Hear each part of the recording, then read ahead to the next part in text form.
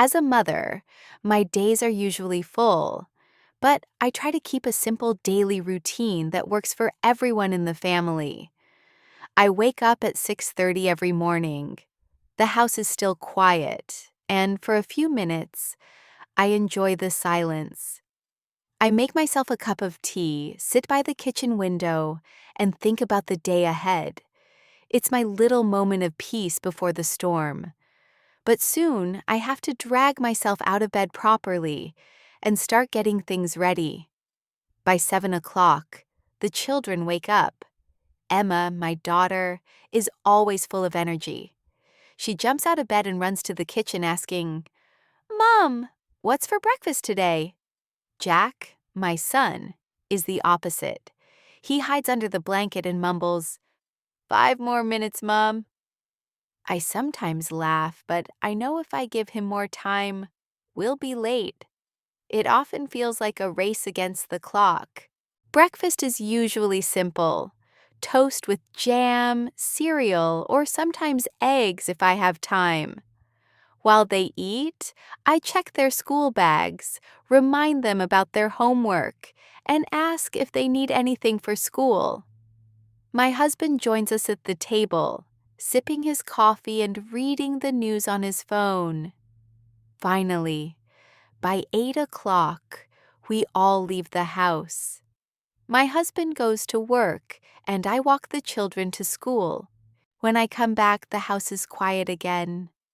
I tidy up the kitchen, load the washing machine, and do a bit of housework.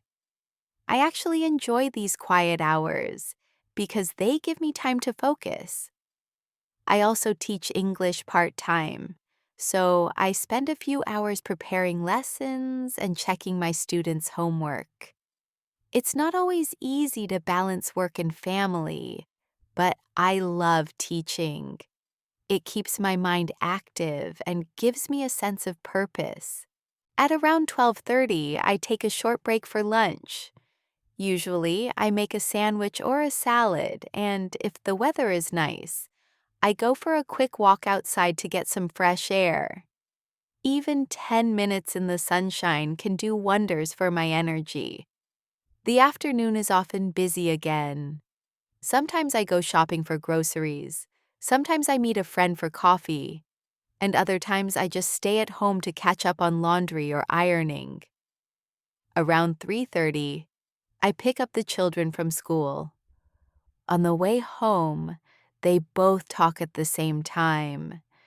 Emma tells me about her friends and what happened in class, while Jack usually complains about homework or says, "I'm starving, what's for dinner?"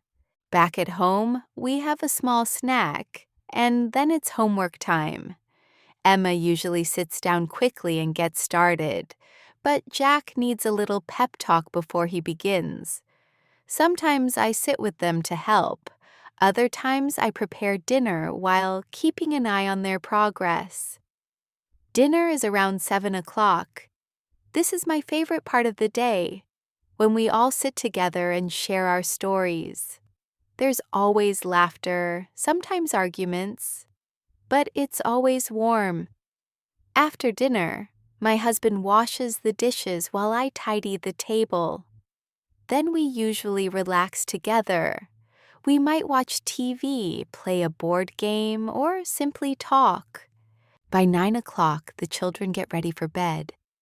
Emma always asks for just one more story, while Jack tries to stay up longer by saying, "I need to finish my homework." Of course, I know he just wants more time on his phone. Finally, they are in bed, and the house becomes quiet again. Before I go to sleep, I make myself another cup of tea. Sometimes I read a book. Sometimes I just scroll on my phone for a short while, catching up on messages. At around 11 o'clock, I go to bed. I'm usually exhausted, but also happy, because even though my daily routine is simple and sometimes repetitive, it is full of love, small joys, and the little moments that matter most